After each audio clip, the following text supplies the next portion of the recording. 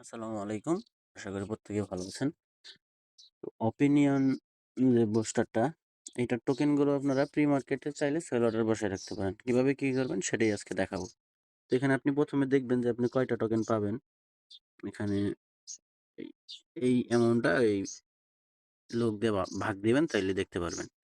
তো ধরেন এখন আমি MXC তে চলে যাব। MXC তে আসার পরে মোর অপশনে চলে যাব। যাওয়ার পরে প্রি-মার্কেটে গেলাম।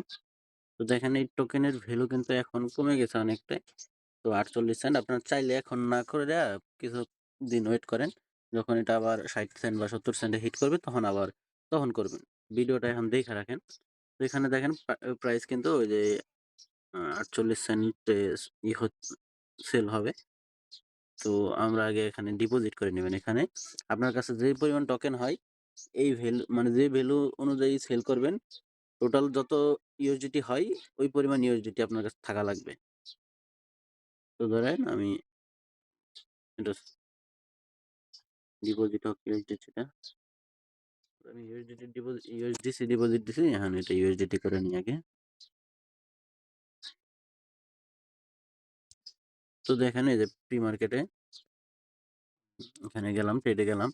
যাওয়ার পরে আপনি এখানে আপনার টোকেনের সিলেক্ট করবেন যে আপনি কয়টা টোকেন পাবেন। ধরেন 60টা পাবেন, 60টা সিলেক্ট করলেন। এখানে প্রাইস দিলাম ধরেন 50 সেন্ট। 60টার দাম $30 হয়।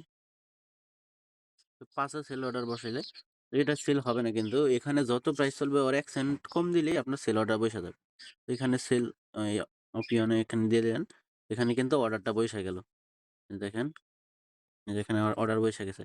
এখন যদি আপনি কমে বসান তাহলে ইনস্ট্যান্ট দেখবেন যে কেউ বাই করে নিছে। আর যদি আপনি বেশিতে বসান তাহলে এরকম হয়ে যাবে। যখন কেউ বাই করবে তখন এখানে আপনার এই রিমুভ অপশনটা চলে যাবে, ক্যানসেল অপশনটা চলে যাবে। তাইলেই বুঝবেন যে আপনার এইটা হয়ে গেছে।